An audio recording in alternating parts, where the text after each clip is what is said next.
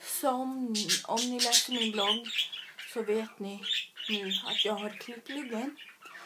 Det är lite strykigt eftersom jag har en väldigt luggen. Men jag tycker om det och jag tycker att det var fint. Och det har flera andra sagt. Och det passar bra eftersom jag har nästan samma frisyr som Hinata från Naruto. Jag behöver bara klippa lite i så fall. Så ska jag cosplaya henne kanske på Uppkom. Igår var jag i Västerås och det ska jag också. Jag la ut bilder på min nya kafétröja. På livtröjan, hoodien eller vad man nu ser. Köpte den för 200 kronor på samma affär som jag köpte min Gerugames-tröja och min Bye Bye Kitty-väska. Men den köpte jag 8. Här ser den ut. Och förresten behövt sy den eftersom det var lite dålig kvalitet på den. Men den är jättefin tycker jag så den är bra.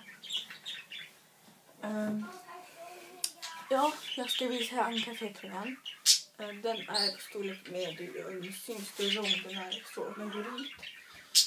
Och det är som att den är större än large. Eftersom jag har large egentligen. Samma sak med small. Som en large. För att jag kan ha den och den är ändå lite större. Men här är texten. Så. Och här står det någonting som jag inte fattar. Men ja, står nog inte något dåligt där eftersom det fast får vilka. Och här är baksidan. Så.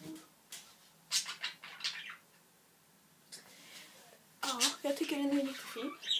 Och den har ju en luva här. Men den går inte att använda för där märks att det är medium typ.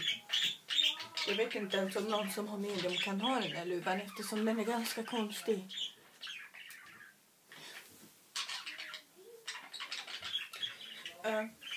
Ja, jag ska inte tråka ut det någon mer nu så nu säger jag hejdå.